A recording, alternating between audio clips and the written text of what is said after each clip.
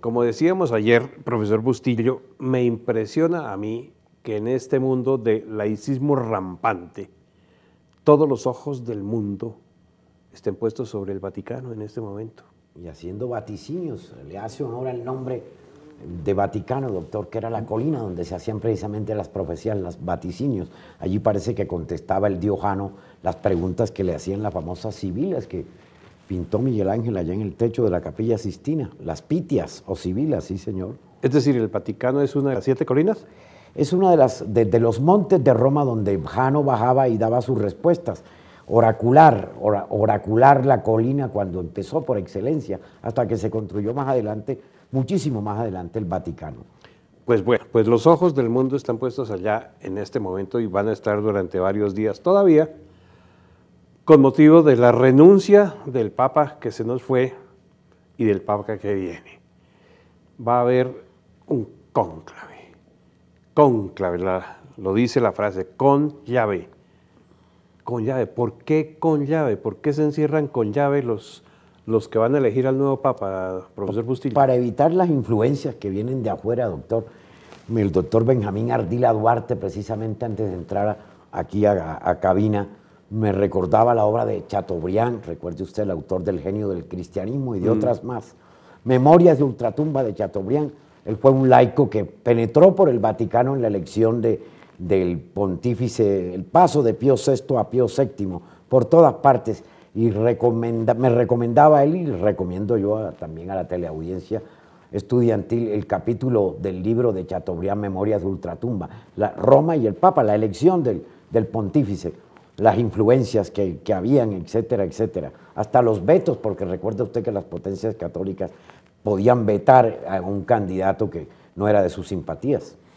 Sí, exactamente. Este sistema de elección papal, como el que se está viendo por estos días, se vio con la elección del nuevo pontífice, tiene ya 800, casi 900 años de existir, porque antes era la comunidad la que intervenía y el pueblo, los clérigos, las comunidades elegían a alguien, e inclusive los propios apóstoles al principio elegían al que iba a ser el sucesor de San Pedro ahí en Roma. Después ya a partir del concilio de Lyon fue cuando se empezó ya a reglamentar eso. Un momentico, esto no es ni tan popular ni tan debe ser así, y fue cuando comenzó a encerrarse a los electores bajo 4 paredes. Pero todo esto que está ocurriendo acontece en Roma. ¿Por qué en Roma, profesor Bustillo? Entre otras cosas, todos los caminos, doctor, conducen a Roma, y hoy más que nunca, Urbi et Orbi, la ciudad por excelencia. Imagínense el epicentro de la República y el Imperio Romano que llegaría después, y solo hasta el 476 el de Occidente, 1453, caería cuando la caída de Bizancio. Había un cargo en Roma que era precisamente ese.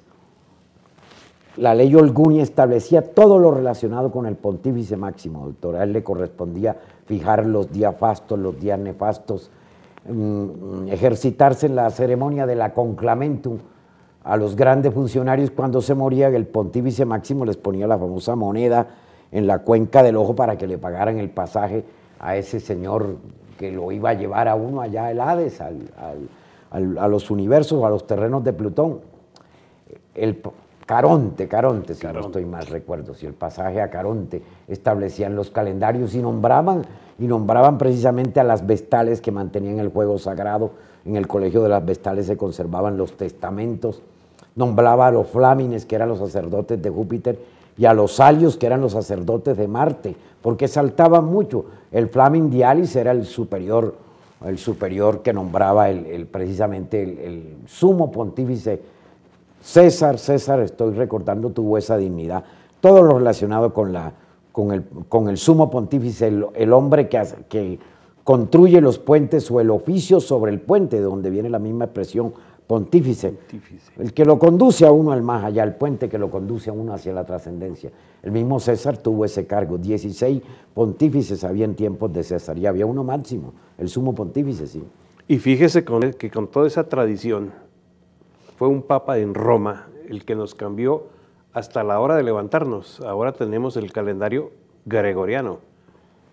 Eso creo que inclusive los que no creen en el catolicismo tienen que aceptar ese calendario como modo de desarrollo en el universo total. Eso fue de Roma. Sí, eso fue de Roma, el primero el juliano y después el gregoriano. Y ahí hubo un monje muy famoso que estuvo planeando el calendario. Dionisio, era muy pequeño, le decían, recuerde usted, Dionisio el Exiguo, pero hasta los últimos que se tuvieron que introducir el calendario romano occidental a su cultura fueron los rusos. Recuerde usted la Revolución de Octubre, que sería en noviembre. Cuestiones del calendario, del calendario occidental y del calendario oriental. Profesor Bustillo, me llama la atención ahora en la época moderna, con la elección de Benedicto XVI fueron 24 horas, 26 horas más exactamente, pero con el cónclave que hubo en Viterbo, hubo 3 años de sede vacante. Y entonces fue cuando tuvieron que encerrarlos y empezarles a limitar la comida y a darles ya solo agua, y hasta que el mismo Papa electo en ese cónclave fue el que puso las normas para el cónclave que acaba de suceder para elegir al sucesor de Benedicto XVI, porque ya los encerraban los primeros 3 días, las 3 comiditas, al 5.º día solo pan y agua, y fuera de eso ya iban perdiendo sus rentas eclesiásticas los señores cardenales si no le apuraban. Eso muestra cómo ha evolucionado, cómo ha ido la iglesia evolucionando para que la iglesia no esté vacante, que no vuelva a ocurrir eso que tuvimos 3 años. Es que es muy importante tener un jefe de la iglesia, que no haya un vacío. Y que mucha gente se sentía protagonista de la elección del Papa, comenzando por el pueblo de Roma. Y también, mire usted, hasta las potencias católicas tenían derecho a veto. Recuerde que alguien que tiene que ver mucho con la historia de Colombia era Mariano Rampolla del Tíndaro. Él celebró el concordato con Joaquín Fernando Vélez, fue vetado, no sé si en la elección de Pío X, que fue después San Pío X o Pío XI, pero fue vetado por Austria. No le daba garantías a la Casa de Austria, que era una potencia católica en ese momento, antes de la Primera Guerra Mundial, precisamente un pontificado de Mariano Rampolla del Tíndaro.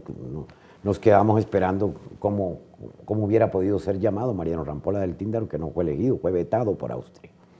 Eso también, en cierta manera, es lo que se evita ahora con los nuevos cónclaves, e inclusive el reclamo vaticano que hubo antes de que se reuniera el que eligió al Papa, al sucesor de Benedicto XVI, se le hizo saber que estaban influyendo indebidamente los medios de comunicación sobre la voluntad de los señores cardenales, y que eso no está bien hecho. Por eso ellos se encierran, y por eso allá solo sabemos cuando hay humo blanco o negro. ¿Recuerda usted, profesor? La fumata blanca, sí señor, la fumata blanca. Eso se produce cuando, si se eligió cardenal, o si se eligió alguno, ya salió electo, a la quema de las papeletas se le pone un poquito de paja mojada y entonces sale humo negro. Pero si sale el humo blanco es porque ya habemos papa y entonces todas las iglesias repican y tenemos un nuevo papa. Eso va a ser motivo de mucha teoría en los años que vienen, y yo me imagino que para dentro de los próximos programas todavía la elección papal sigue siendo tema de estos programas. ¿Le parece a usted, profesor? Sí, no, aquí estaremos mientras haya papa, mientras se produzca lo que anuncia, creo que el gran Camarlengo, el canciller, anunciamos una gran alegría. Hay papa, sí señor, la fumata blanca. Entonces, hasta el otro papa. Hasta el otro papa.